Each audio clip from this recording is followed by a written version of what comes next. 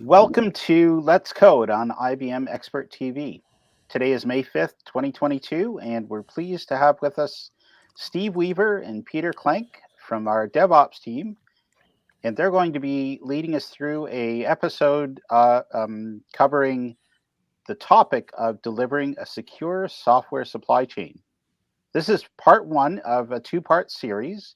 So they're going to cover half today, and we'll reconnect next week and go through the second part. So Steve and Peter, please take it away. I think, Peter, you're up first. Over to you. All right. Thanks, Neil. Welcome, everybody. So today we're going to talk a little bit about some of the security challenges in delivering software and talk a little bit about how we're addressing that at IBM, both for ourselves and for our customers. I'll describe kind of the big picture of what we've got, and then Steve will go and do a little demo or tour of some example tool chains we've set up that implement the beginnings of a secure software supply chain and our DevSecOps process. And then we'll recap at the end with some pointers to some references. And as Neil said, next week, we'll go in a little more detail on some of the areas we talk about today. All right, so let's go. Next slide, we'll just motivate the problem. And that is that security is a big deal. It is expensive. It is very expensive to address vulnerabilities in production.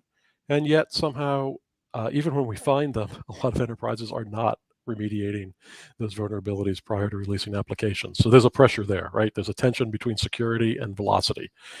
And, this sounds kind of familiar. I think a few years ago, more than a few, I was talking about the tension between quality and velocity.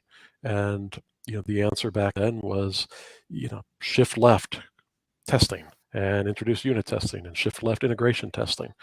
And a lot of the theme we're going to talk about today is how we do that with security concerns for different types of vulnerabilities. But securing the supply chain, goes beyond just detecting and remediating vulnerabilities early. So we'll get into that as well. So next slide. There's so many ways that your software supply chain could be in jeopardy. And I included this diagram in the middle of the slide from SLSA, SLSA, security levels for software artifacts. Because I really like how they just break it down of, all the handoffs we have, for the code you build, when that gets checked in, is that been code reviewed?